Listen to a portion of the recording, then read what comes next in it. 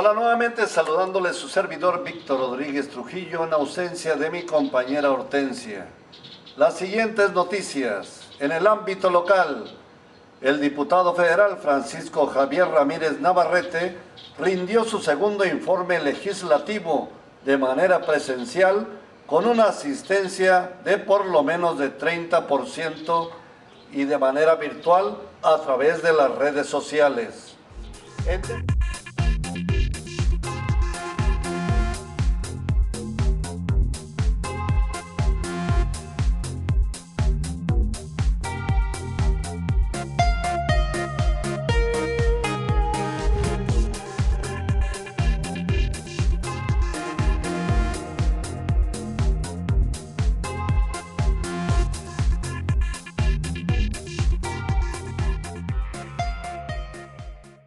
Para los diputados.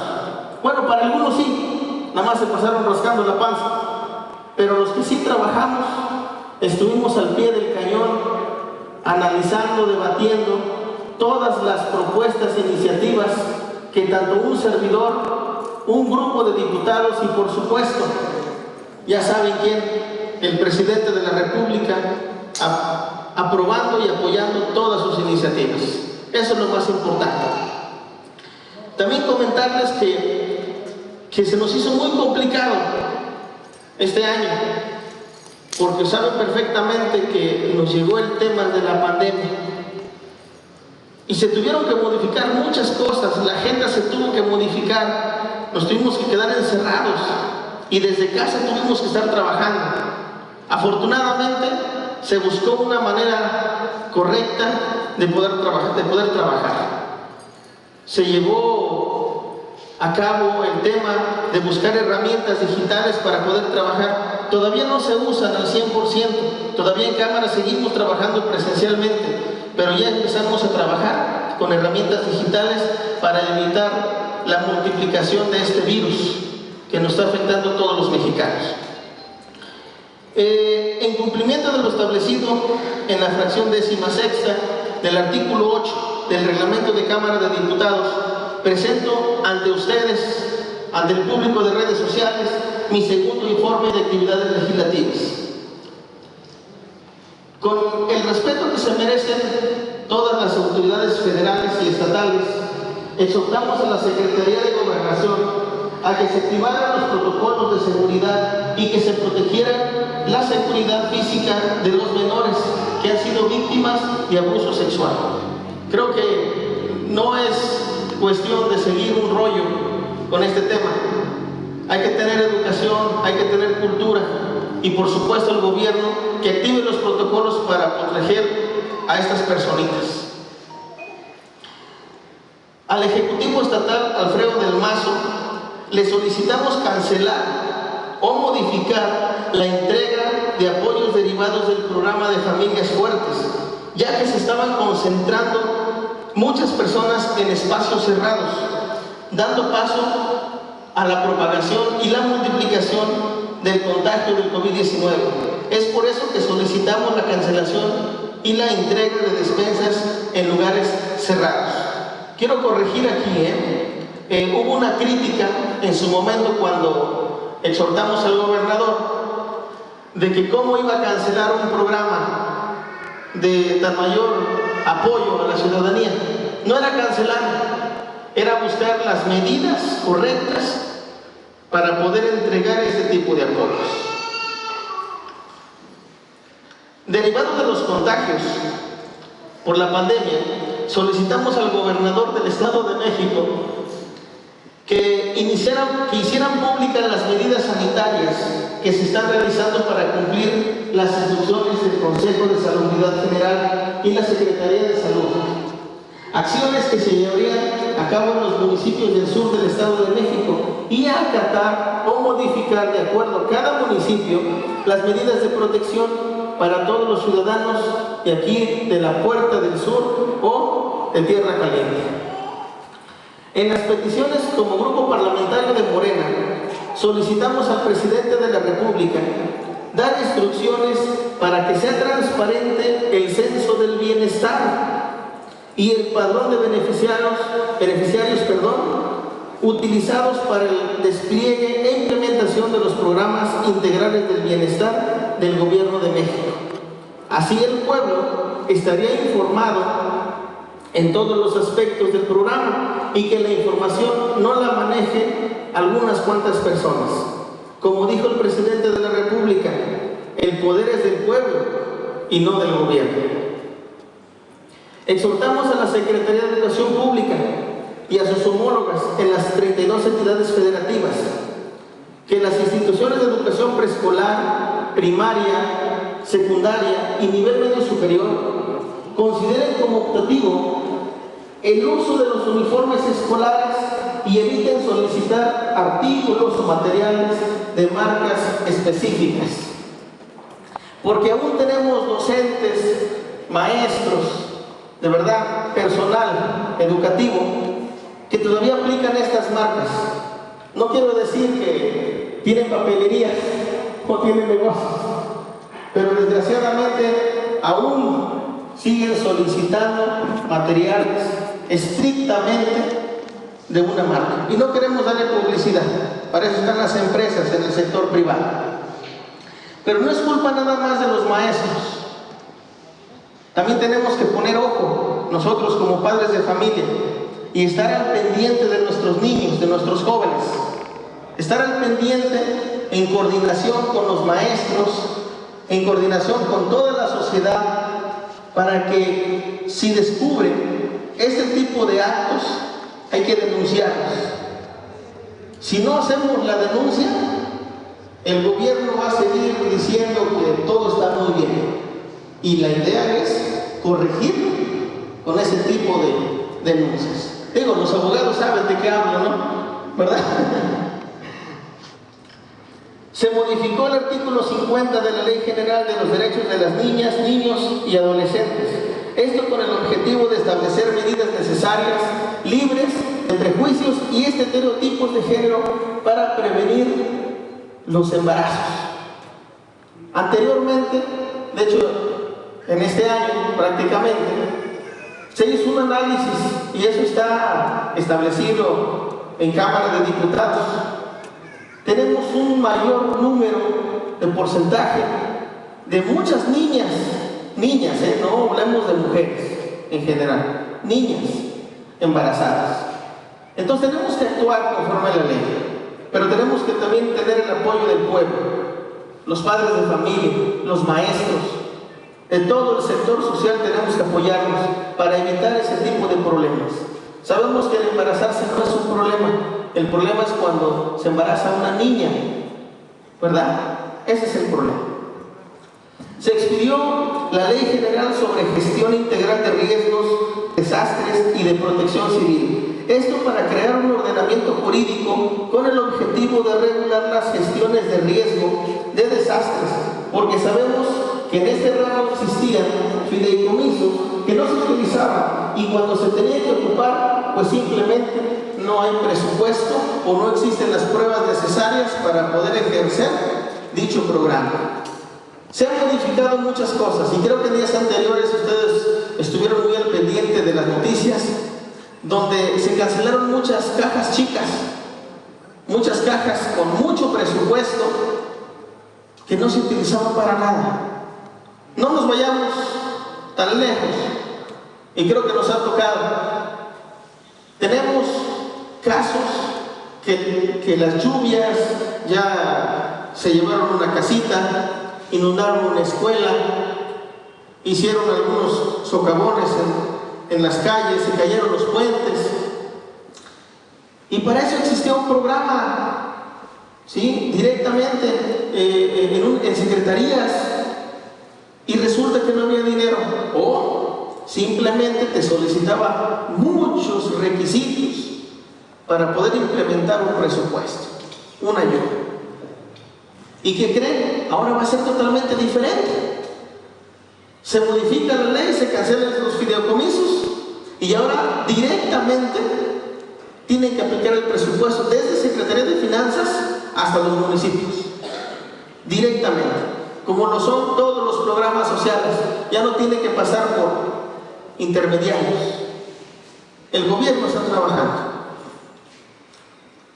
Se adicionó diversas disposiciones de la Ley General de Salud en materia de interrupción legal del embarazo, con el objetivo de reconocer y garantizar el ejercicio de los derechos sexuales y reproductivos de las mujeres, y más que nada para las instituciones relacionadas, que sean los canales adecuados para informar, capacitar y ayudar a las mujeres a hacer conciencia sobre los procedimientos y riesgos que existen.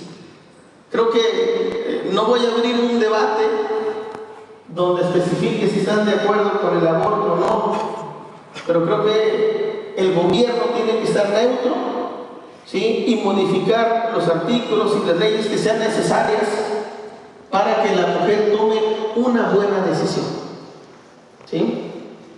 Se modificaron los artículos 63, 68 de la Constitución Política de los Estados Unidos Mexicanos, que es el reglamento de la Cámara de Diputados y la ley orgánica de la misma, para que los diputados y el personal autorizado puedan utilizar las herramientas tecnológicas existentes para celebrar sesiones de manera remota o virtual para la protección del mismo personal que labora en cámara y evitar la propagación del virus COVID-19. Quiero hacer aquí un paréntesis.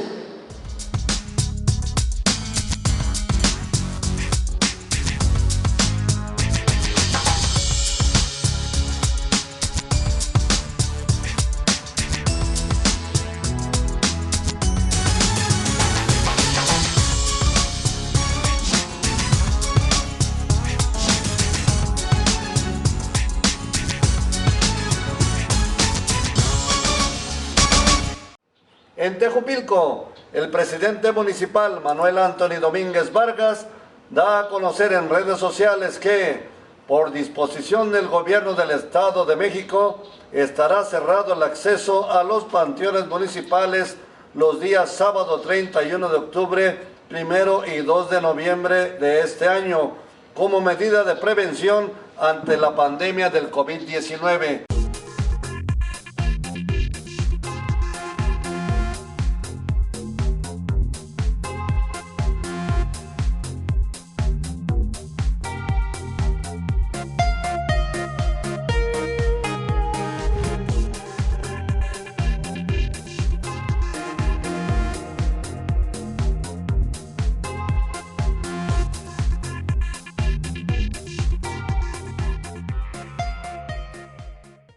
Hola, muy buenas tardes a todas y a todos, amigas y amigos del Face. Esta mañana del miércoles, hoy es 28 de octubre, me da mucho gusto saludar a nuestros compañeros servidores de la Nación que están trabajando arduamente en la unidad deportiva, tienen una oficina de atención del bienestar. Está aquí nuestro compañero Cristian, Isabel, Tatiana, Carmen, Mayra, y por acá estaba Juan Carlos Baena, Ramiro, y quiero agradecerles a todo el equipo, también a Felipe Jaimes, quien es el delegado de los programas sociales del bienestar en la región sur. Agradecerle a todo este equipo el apoyo que han dado para la economía de los tejupilquenses. Hoy se están entregando tarjetas del bienestar para que las personas puedan cobrar puntualmente sus apoyos económicos. Están entregando tarjetas a adultos mayores y a personas con capacidades diferentes. Este gobierno de la República que encabeza el presidente Andrés Manuel López Obrador está entregando los beneficios para todos, para todas, sin distinción de partidos. Está apoyando sin distinción social, ni económica, ni religiosa. Es el ejemplo que estamos siguiendo en el gobierno municipal de Tejupilco. No en cambio, algunos otros apoyos tal vez estatales como entrega de despensas, en lugar de ayudar, generan división y conflicto, porque entregan despensas únicamente a personas seleccionadas y siempre son a las mismas personas. Por eso agradezco mucho al presidente de México, López Obrador, porque hoy Tejupilco está recibiendo más de 20,000 becas en todo el municipio. Es una ayuda económica para los jóvenes, para los estudiantes, los adultos mayores, las madres solteras, para las personas del campo, para las personas con capacidades diferentes, para todos los sectores vulnerables. Este apoyo económico que estamos recibiendo de parte del presidente de México nos está sirviendo para salir adelante ante esta pandemia del COVID-19, para superar esta crisis económica y lamentablemente esta crisis sanitaria en la que estamos atravesando. Gracias por confiar en el cambio de gobierno, por confiar en la Cuarta Transformación.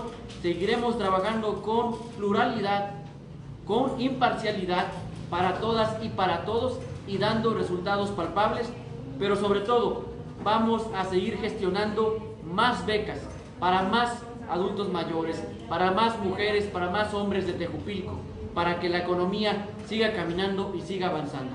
Por otro lado, les queremos informar que acabamos de aprobar en Cabildo la disposición que mandó el gobierno del Estado de México, en la cual nos instruye el gobernador cerrar los panteones. Les aviso que se van a cerrar todos los cementerios los días festivos, como es sábado 31 de octubre, domingo 1 de noviembre y lunes 2 de noviembre van a estar cerrados los cementerios para evitar las aglomeraciones. Esto por disposición del gobierno del estado, y de antemano pedimos a todas y a todos su comprensión para seguir restando los contagios, para seguir disminuyendo los contagios del COVID-19. Les mandamos un fuerte abrazo, les agradecemos mucho de verdad a todo el equipo que está trabajando. Estamos haciendo equipo mutuamente, municipio, le agradecemos en especial al gobierno de la República todos los programas y los apoyos que están llegando a la gente más vulnerable y que ahorita sirven bastante para salir adelante ante esta crisis que estamos atravesando. Que Dios les bendiga, un fuerte abrazo a todos y excelente miércoles. Muchas gracias.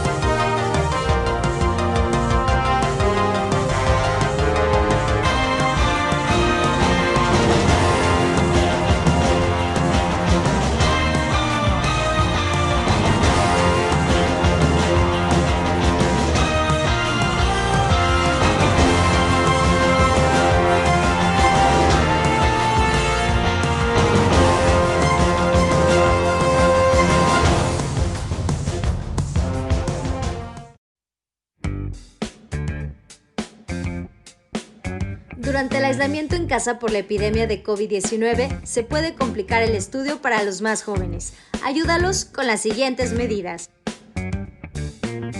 Fija un horario exclusivo para el estudio. Pregúntale sus dudas y cuáles son los temas que les resultan más difíciles. Realicen repasos juntos y consulten libros escolares de apoyo. Para fomentar la lectura, pueden elegir un par de libros y leer 20 minutos por día. Estas acciones contribuyen a la disciplina y el desarrollo intelectual de niñas y niños.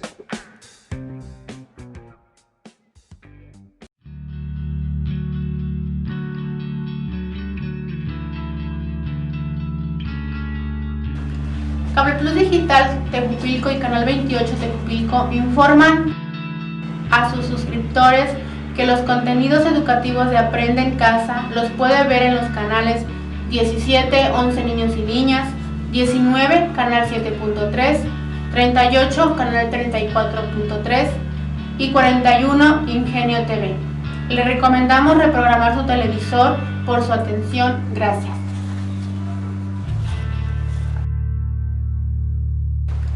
Cable Plus Digital Tejupilco y Canal 28 Tejupilco informan a sus suscriptores que los contenidos educativos de Aprende en Casa los puede ver en los canales 17, 11 Niños y Niñas, 19, Canal 7.3, 38, Canal 34.3 y 41, Ingenio TV. Le recomendamos reprogramar su televisor.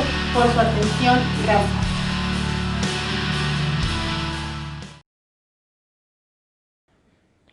Estimado usuario de Cable Plus Digital, haciendo el esfuerzo para brindarles mejor servicio, se les informa que ya pueden realizar su pago en Farmapronto, en cualquiera de sus sucursales de la ciudad de Tejupilco. También les informamos que programen sus pantallas para que puedan recibir los canales nuevos en alta definición. Es importante que hagan esto periódicamente para que puedan recibir toda la programación de Cable Plus Digital. Por la atención prestada, les damos nuestras más sinceras gracias. En estos días de permanecer en casa para evitar la propagación del COVID-19, la Secretaría de Cultura Mexiquense recomienda visitar la Biblioteca Digital del Fondo Editorial del Estado de México. Cuenta con una amplia oferta gratuita para adultos, jóvenes y niños, así como materiales de carácter informativo y formativo sobre nuestra entidad, escritos por autores destacados. Ingresa a ceape.edomex.gov.mx/fondo-edomex y elige los títulos que te interesen para disfrutarlos en PDF.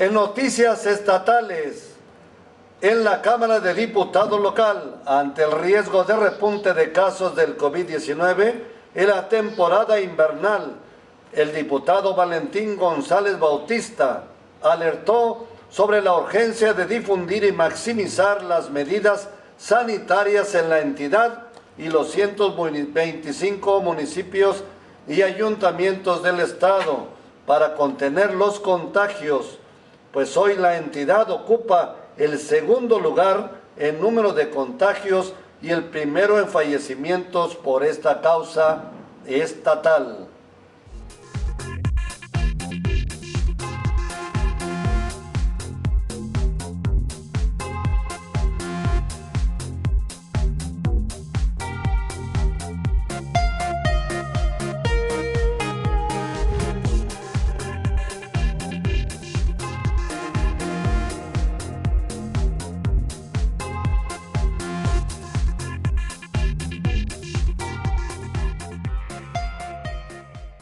Con fundamento en lo dispuesto en los artículos 51, fracción segunda, 57 y 61, fracción primera de la Constitución Política del Estado Libre y Soberano de México, 28, fracción primera, 38, fracción cuarta, 79, 81 de la Ley Orgánica del Poder Legislativo, 68, 70 y 73 del Reglamento del Poder Legislativo del Estado Libre y Soberano de México, el que suscribe Valentín González Bautista, integrante del Grupo Parlamentario de Morena, someto a su consideración el punto de acuerdo de urgente y obvia resolución por el que se exhorta a los poderes ejecutivo, legislativo y judicial, a los 125 ayuntamientos y organismos autónomos del Estado de México a desarrollar de manera urgente la promoción, difusión y seguimiento para la maximización de medidas sanitarias y de prevención para disminuir y contener los contagios del SARS-CoV-2, COVID-19 en el Estado de México. Lo anterior con base en la siguiente exposición de motivos. El mes de enero de 2020 quedará marcado en la historia contemporánea mundial al ser la fecha en la que se inició una de las más grandes pandemias que se tenga documentada. La aparición del síndrome agudo respiratorio severo, COV-2,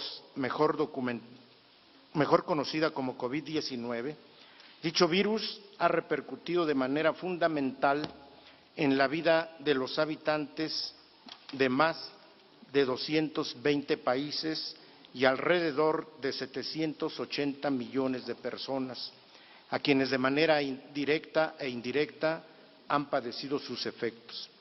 La Organización Mundial de la Salud contabiliza en su base de datos hasta el día 24 de octubre 44.6 millones de casos de la enfermedad en 220 países y territorios en el mundo.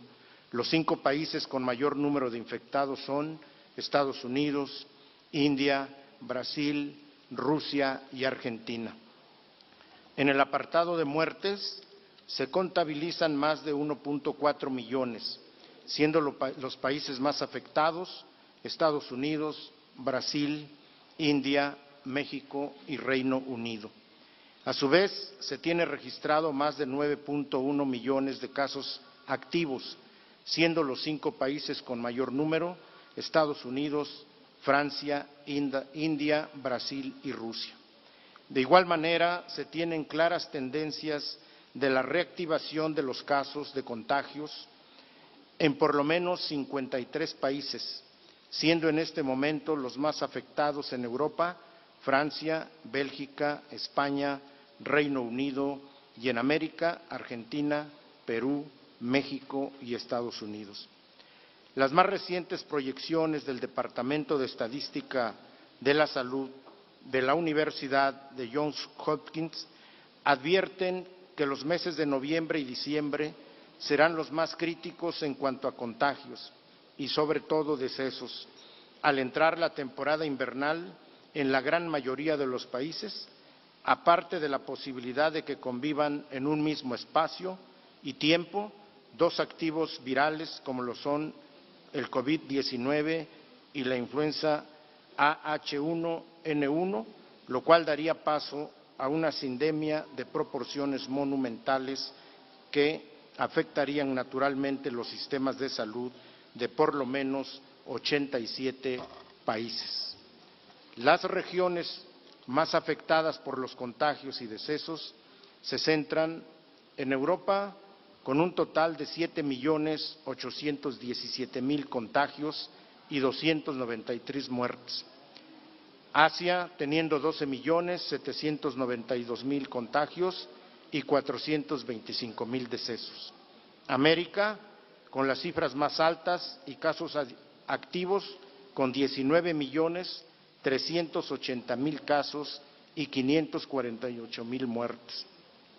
En el caso de nuestro país, se estima 1.045.000 casos de contagios y 105.482 defunciones, teniendo un índice de positividad de 45%, con un franco ascenso de contagios derivado de la reactivación en la sociedad. En este sentido, después de 149 días de regresar a la llamada nueva normalidad, los casos y positividad de infección no han venido a la baja, al contrario, empiezan a mostrar un repunte que, de no ser controlado, pondrá en jaque el sistema hospitalario y de salud de nuestro país, al convivir el virus con coyunturas como la temperatura, la entrada de la temporada estacional de la influenza y la movilidad de manera natural en nuestro país en los últimos bimestres del año se han registrado. Ante esta situación, 8 estados de la República Mexicana están en la antesala de regresar nuevamente al semáforo rojo y Chihuahua, ante el drástico número de incrementos del caso y hospitalizaciones, ya se encuentra en dicho color. En el caso de nuestra entidad, estamos por alcanzar los 100,000 casos y 15,000 defunciones confirmadas, lo cual nos hace la segunda entidad con mayor número de contagios y el primer lugar en el número de fallecimientos a causa del COVID-19. A su vez, la saturación hospitalaria se encuentra por arriba del 40%, mostrando incrementos de entre 2 y 4% las últimas 2 semanas. Los municipios más afectados por el desarrollo de la pandemia son Ecatepec, con 11,900 casos y 1,812 defunciones confirmadas, teniendo una media de 12 casos confirmados. Netzahualcóyotl tiene 9,182 casos y 1,379 muertes. Toluca, 7,816 casos y un total de 934 muertes.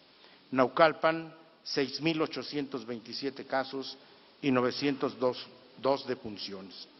Por lo anteriormente expuesto, resulta de suma importancia establecer acciones que permitan de manera transversal, pero sobre todo responsable, tener la máxima difusión y promoción a las acciones que las instituciones de salud, tanto de nivel internacional como local, han dispuesto para contener y evitar la propagación de los contagios de COVID-19.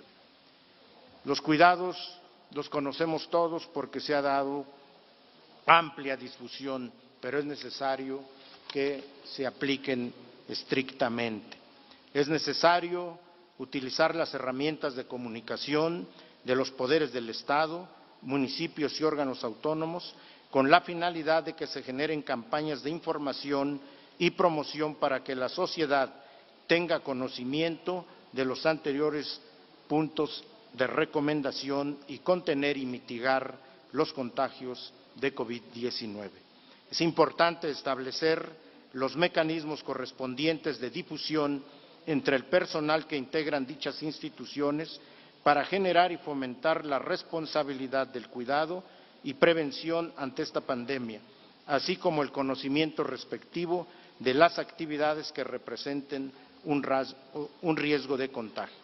Por lo anterior, solicito a la Presidencia de este Poder Legislativo garantizar la expresión de las opiniones de las diputadas y diputados que integran los diferentes grupos parlamentarios que conforman esta 60ª legislatura del Estado de México y, consecuentemente, el presente punto de acuerdo se someta a votación para que, de considerarlo procedente, sea aprobado en sus términos. El decreto corre agregado. Diputada Presidenta, es cuanto.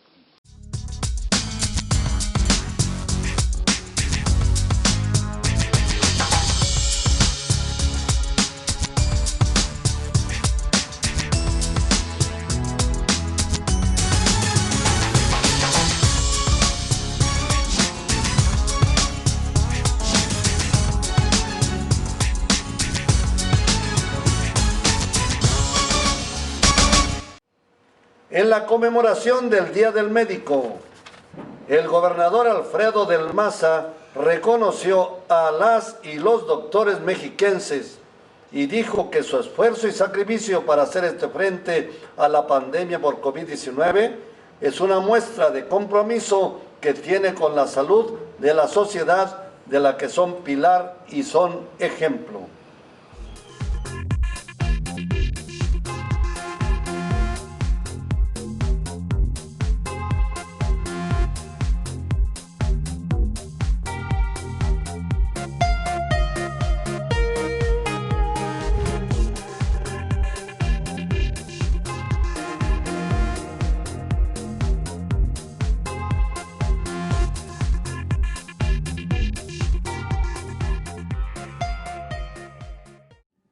Muchas gracias, muy buenos días. Quisiera iniciar el día de hoy esta conmemoración del Día del Médico. Desde hace 86 años que se instauró este reconocimiento que hacemos el 23 de octubre a todos los médicos en nuestro país. Y quisiera empezarlo en esta ocasión pidiéndoles que podamos guardar un minuto de silencio por todos los médicos, el personal del sector salud que ha fallecido durante esta pandemia.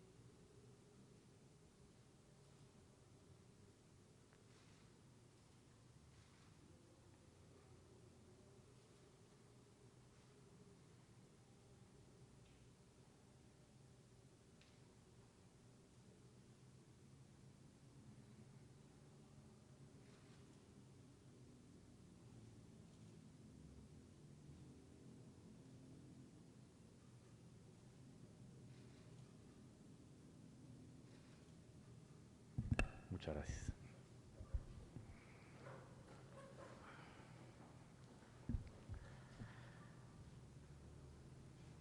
Ser médico significa nobleza, significa honestidad, generosidad, sobre todo significa esperanza. Esperanza para cada paciente que acude con ustedes para ser atendido. Un médico comparte su tiempo, sus años de estudio, su dedicación, su conocimiento y destreza en bien de la salud. No hay mayor acto de solidaridad humana que ese acto. La medicina exige pasión, convicción y entrega incondicional, pero también sacrificio. La mayoría de los médicos pasan muchas horas en los centros de salud, clínicas, hospitales, sacrificando su vida personal por atender a los pacientes. Ser médico es enfrentarse a muchos retos, resolver miles de casos, es saber encontrar el diagnóstico preciso que devuelva la salud al enfermo. Por todo ello, ser médico es ser diferente, es ser comprometido, es pensar y actuar de manera oportuna, es comprender y aliviar el dolor de los demás. Ser médico es servir al bienestar de las familias. El trabajo de la comunidad médica es uno de los pilares de nuestra sociedad y por ello desde hace 83 años, cada 23 de octubre nos reunimos para celebrarlo. Su trabajo constante es la base de nuestro bienestar y de la estabilidad de las familias. Y ha estado en los momentos más importantes de nuestras vidas. El médico está presente antes, durante y después del parto. Cuando somos niños, nos brinda atención preventiva, nos vacuna, nos pesa, nos mide, nos cuida, nos da consejos para nuestra salud. Y ya de jóvenes y adultos, nos ayuda a atender, curar, sanar alguna enfermedad. Por todo el gran trabajo que hacen, sabemos que cualquier reconocimiento no alcanza para retribuir su dedicación, pero en este día, quienes admiramos su trabajo, tenemos la oportunidad de expresarles nuestro agradecimiento sincero por los esfuerzos y sacrificios que han realizado a lo largo de toda su vida. Hoy es un día de médico distinto al que reconocemos y celebramos tradicionalmente. Quisiéramos poder estar reunidos con muchos más para poder celebrarlos el día de hoy. Pero hoy empezamos reconociendo a quienes ya no están con nosotros, a esposos, hermanos, padres de familia, hijos, que dedicando su vida, arriesgándola, trabajando por la salud y el bienestar de los demás, han partido y ya no están con nosotros. Esta conmemoración y este homenaje que el día de hoy les hacemos es un homenaje para agradecer su presencia, su ayuda con nosotros y a sus familias nuestra gratitud y nuestro reconocimiento. Hoy estamos viviendo una situación que esta generación no la había tocado vivir. Una situación que, como bien expresaba el doctor O'Shea hace un momento, cuando inició había un absoluto desconocimiento de lo que íbamos a enfrentar durante los próximos meses, años incluso. Pero yo quiero reconocer que gracias a todo el esfuerzo que se hizo desde antes de que iniciara la pandemia en nuestro país, gracias a la preparación que se hizo por parte del sector salud, es que se logró avanzar. Se logró avanzar con la capacidad de poder ayudar y atender y apoyar a todas las personas que requirieran o han requerido atención médica.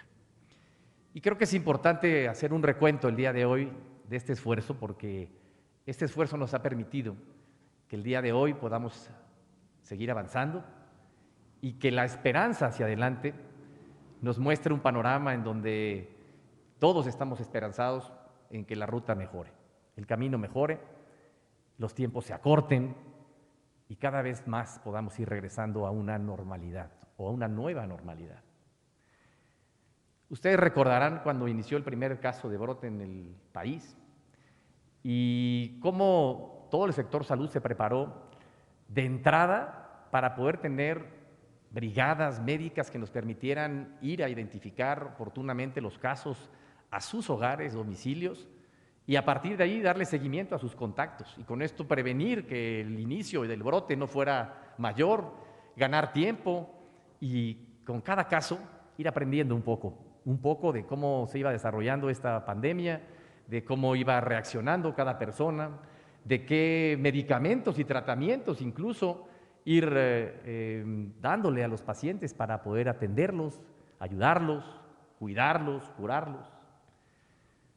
A partir de ahí vino todo un proceso de capacitación, un proceso de reconversión, definición de 58 espacios, 58 hospitales para atender a los pacientes que tuvieran algún caso de contagio por COVID. Se instalaron 70 unidades médicas móviles afuera de los hospitales como filtros para prevenir más contagios hacia adentro o de las personas que vinieran y no tuvieran el contagio, evitar que se fueran a contagiar de esta enfermedad, de este padecimiento. Esto nos ayudó para que el ritmo al que creciera esto en el Estado de México fuera un ritmo menor del que podría haber sido de no haber llevado a cabo todas estas acciones. Y a partir de ahí ha habido un trabajo sin descanso de todo el personal médico, con riesgos, con muchos riesgos, sacrificando su salud personal por seguir atendiendo y cuidando a las familias del Estado de México, con largas jornadas de trabajo, de manera incierta, todavía sin mucho conocimiento de cómo iba a evolucionar esta pandemia.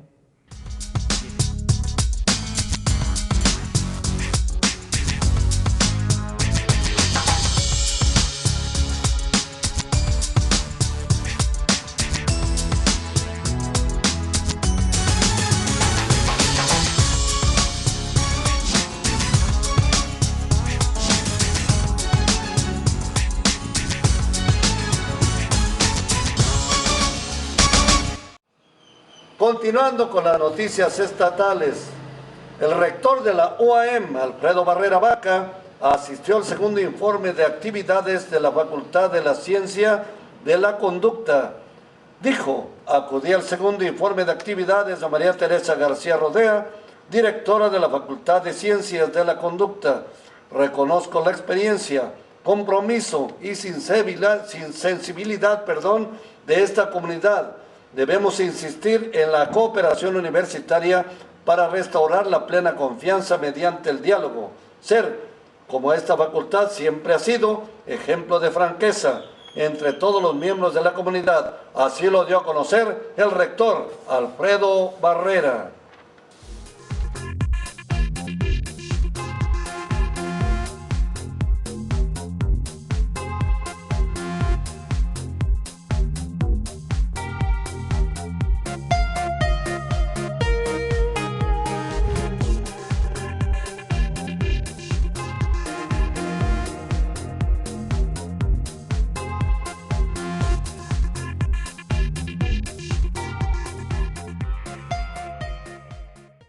La evaluación es un distintivo de la universidad pública. FACICO, debemos recordarlo siempre, ha crecido gracias al interés mayoritario y a los consensos. Con férrea vocación y voluntad por el trabajo colectivo, la comunidad de ciencias de la conducta afrontó la valiente denuncia de acoso y hostigamiento sexual y la movilización legítima para extirpar el tumor machista.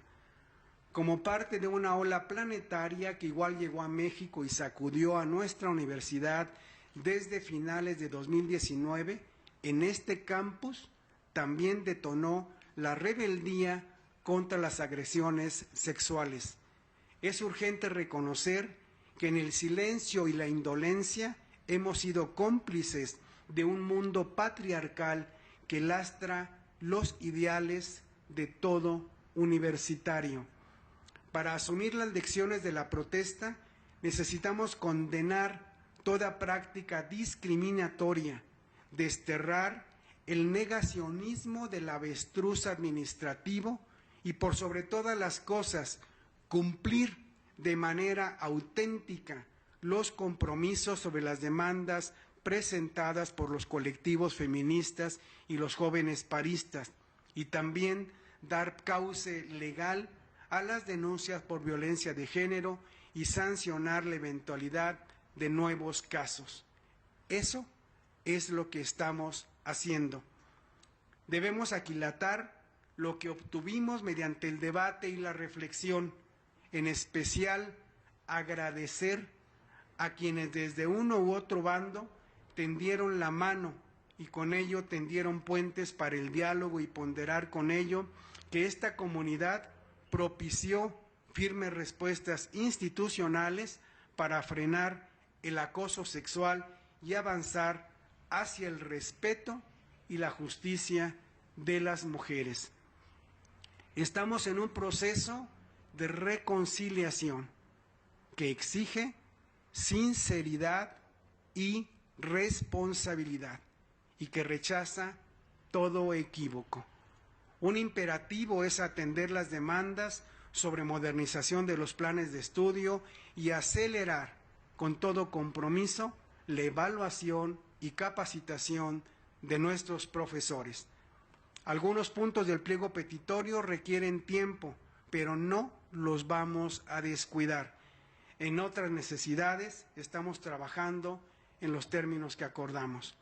Con una inversión de casi 24 millones de pesos, en muy corto plazo estaremos construyendo el edificio de laboratorios y aulas. Vamos a reparar el edificio A cimentar una ciclovía y una trotapista, a dar mantenimiento a los sanitarios y a renovar el mobiliario y el equipo didáctico de todas las aulas. En lo personal, estoy al pendiente de las mejoras que se exigieron en materia de seguridad, en especial el patrullaje, la instalación de más cámaras de videovigilancia y el alumbrado en el exterior de esta facultad. Querida doctora María Teresa García Rodea, directora de esta Facultad de Ciencias de la Conducta, le agradezco su invitación para escuchar la lectura de su segundo informe.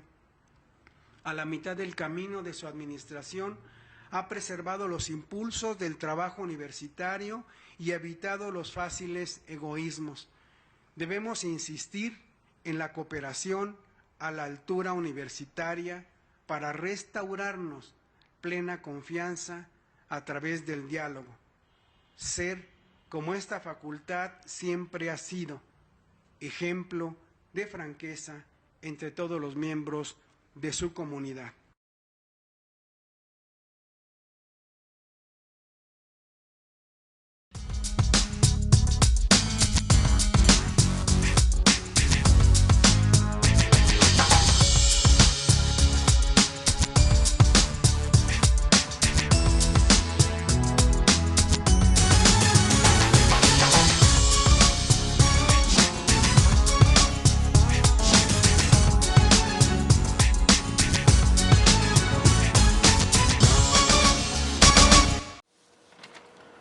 Continuamos con información nacional.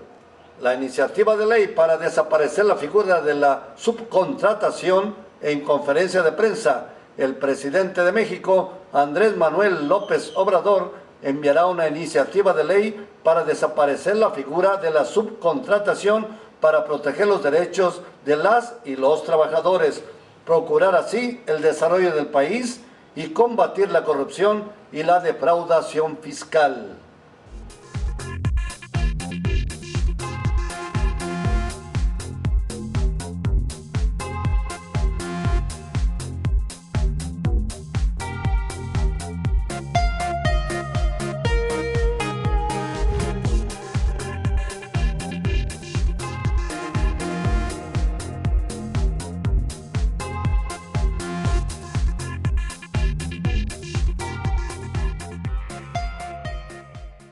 Había un facturero que está siendo investigado, que al mismo tiempo tenía una empresa de subcontratación, un outsourcing. ¿Saben cuántos empleados tenía formalmente? 200,000 empleados para quitarle a las empresas la responsabilidad de pagarle lo justo a los trabajadores, para que no le cubrieran a los trabajadores sus prestaciones, para quitarlos de la nómina en noviembre, diciembre y no darles aguinaldo y volverlos a subir a la nómina en enero, en febrero. Pues eso se va a terminar. Esas reformas que hicieron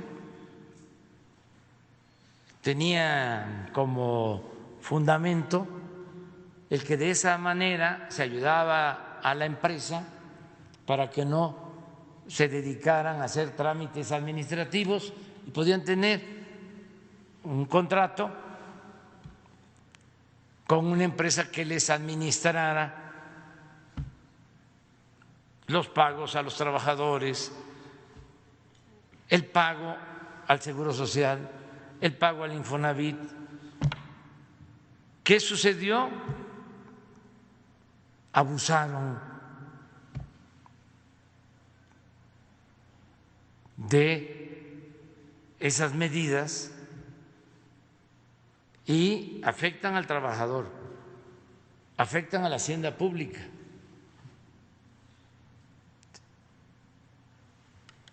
Afectan al desarrollo del país y se fomenta la corrupción. Voy a enviar una iniciativa de ley para que ese mecanismo desaparezca. O sea, va a ser otro tema polémico, lo adelanto, como los fideicomisos, pero tenemos que limpiar.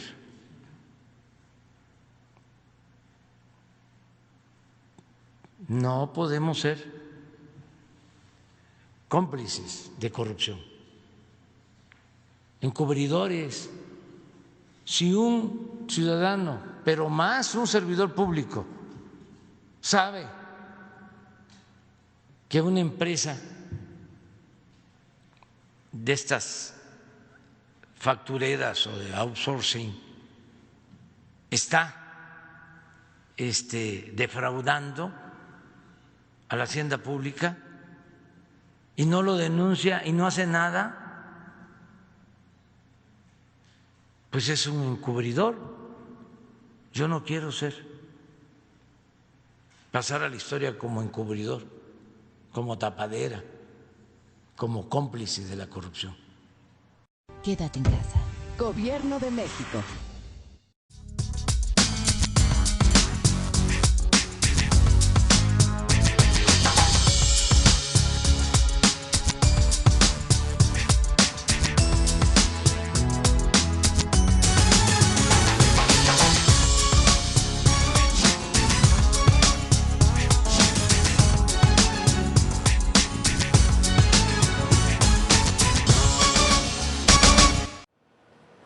Avances en la vacuna contra el COVID-19. Las vacunas de AstraZeneca, Pfizer y CanSino ya se encuentran en la fase 3 y contaremos con ellas a finales de diciembre de este año o a más tardar a finales de marzo del 2021. Tenemos los recursos suficientes para su adquisición y para que su acceso sea universal y gratuito en nuestro país. Así lo ha dado a conocer en conferencia de prensa Marcelo Ebrard Casaubon, secretario de Relaciones Exteriores.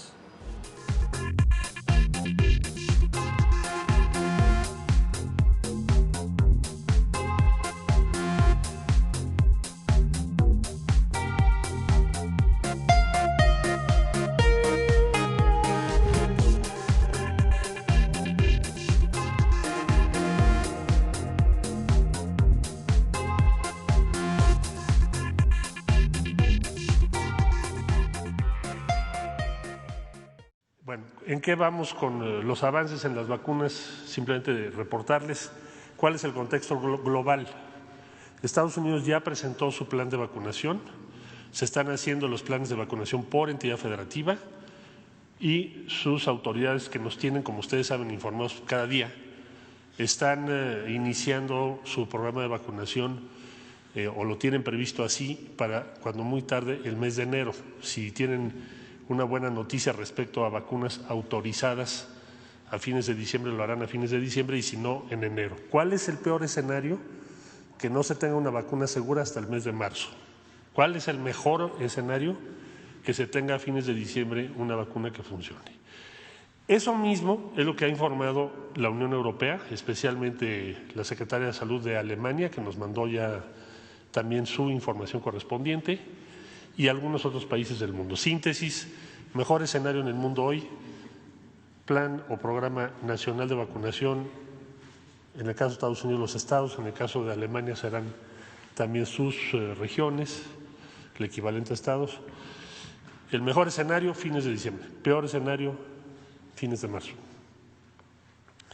¿En dónde estamos entonces y por qué la gran inversión global y por qué están preparando todo esto, además de lo que es obvio?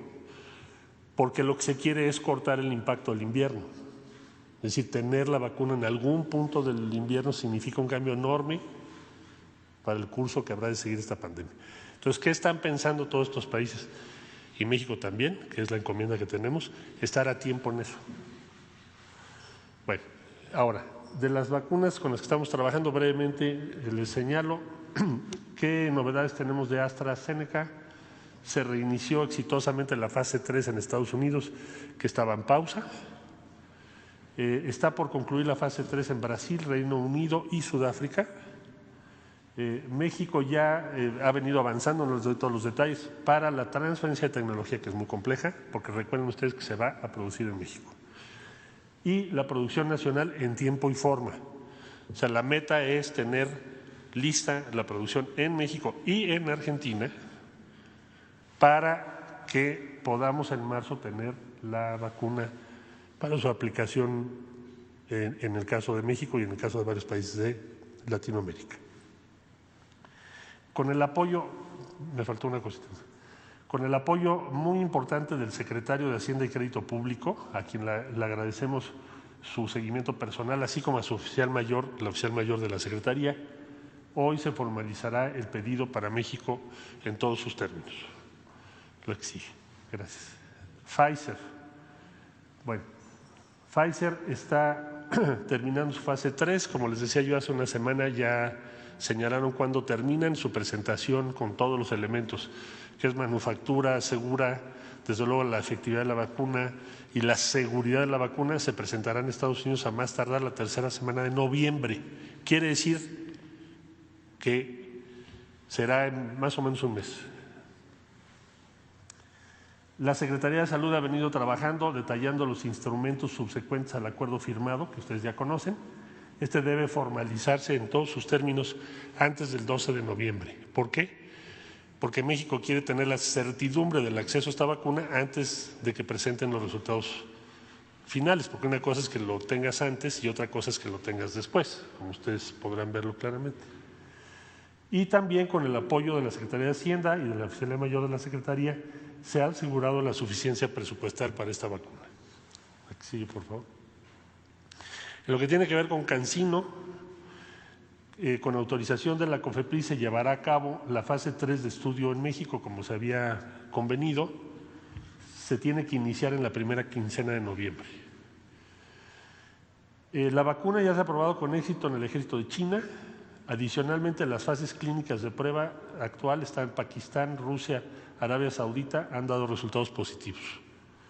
La Secretaría de Salud está también detallando los instrumentos subsecuentes al acuerdo que ya se firmó y que también deben formalizarse antes del día 12 de noviembre. Entonces, en los tres diría yo que vamos en verde para seguir los colores del semáforo.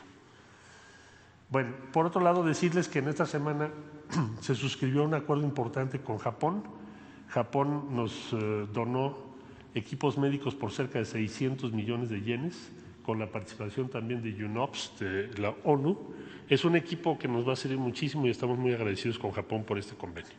Quédate en casa. Gobierno de México.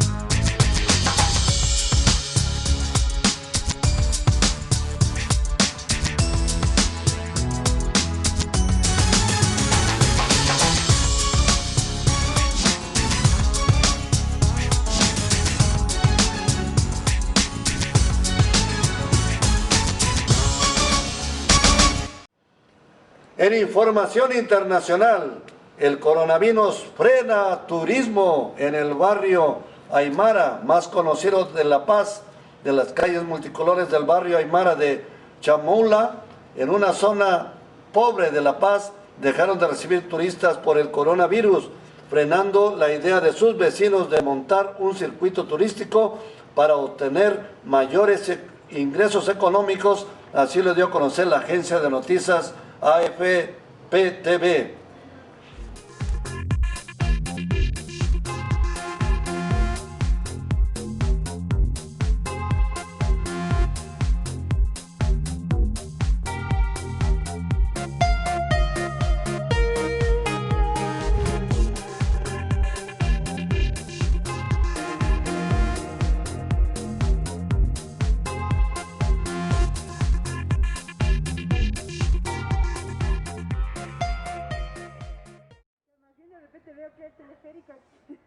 El barrio más colorido de La Paz se quedó solo debido a la pandemia.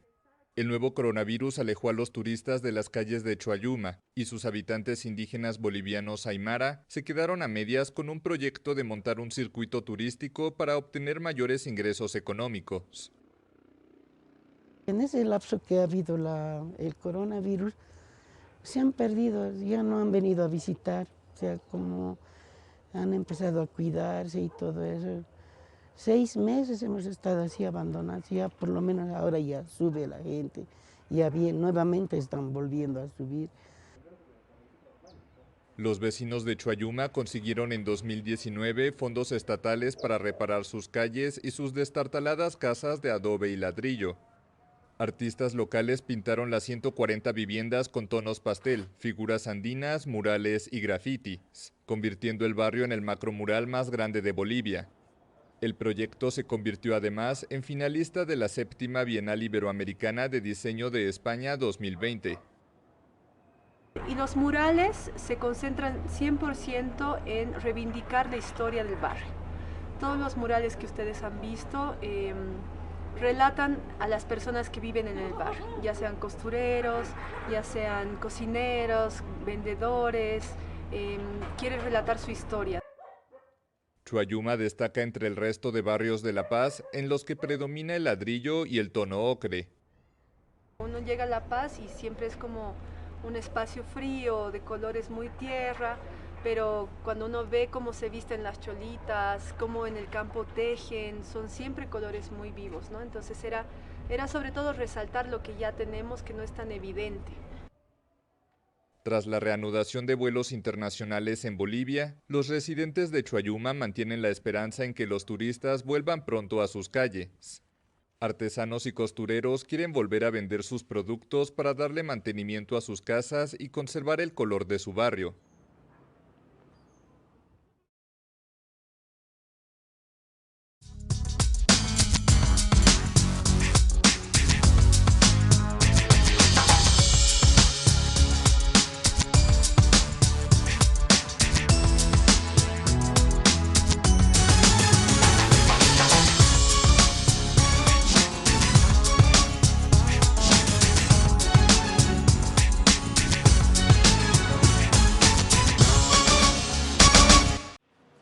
Evo Morales también descarta participar del nuevo gobierno de Bolivia. El expresidente socialista Evo Morales prepara su regreso a Bolivia tras un año de éxito, pero descarta cualquier participación en el gobierno de su afín Luis Arce y asegura que se dedicará a la actividad sindical y a la psicultura. Así lo da a conocer la agencia de noticias AFP TV. Es todo.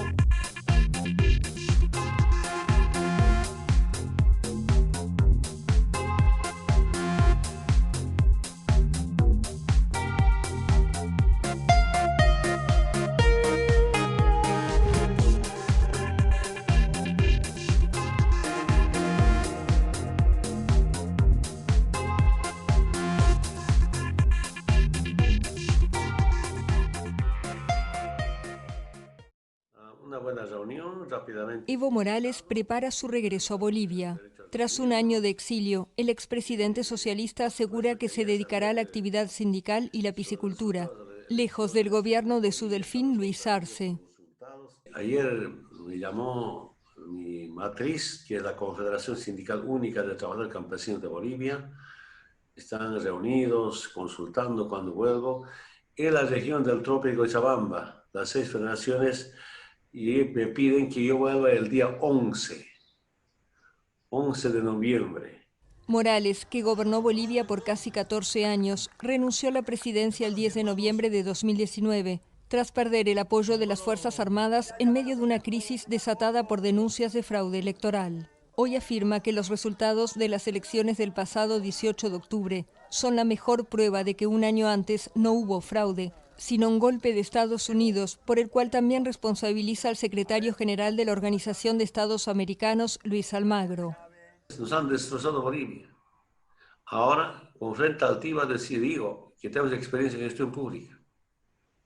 Lucho tiene experiencia, economista. No me equivoqué al designar, nombrar como Lucho como candidato a presidente, junto a los ministros sociales. Una semana después de la elección de Arce, la justicia boliviana anuló el lunes una orden de detención contra Morales por supuestos delitos de terrorismo. El expresidente atribuye esas acusaciones a una guerra sucia, pero asegura que lo único que quiere es la reconciliación. No pueden estar enfrentados entre bolivianos, somos una familia. Por supuesto, tenemos diferencias ideológicas, problemáticas, de clase. Entonces, quiero conversar con algunos grupos, por eso grupos de choque de la derecha. Voy a hablar con ellos, tengo deseos de hablar. El líder indígena planea instalarse en la región de Cochabamba para retomar el activismo sindical en el que se inició en los años 80. y espera que el impulso de los últimos acontecimientos en la región vuelva a unir a la izquierda latinoamericana. Y con los acontecimientos de Chile, Ecuador, vamos bien. Yo no pierdo la esperanza que pronto volverá UNASUR como en tiempos con Kirchner, con Lula, con Hugo Chávez, con Correa. Digo, no estamos lejos. Tengo mucha esperanza.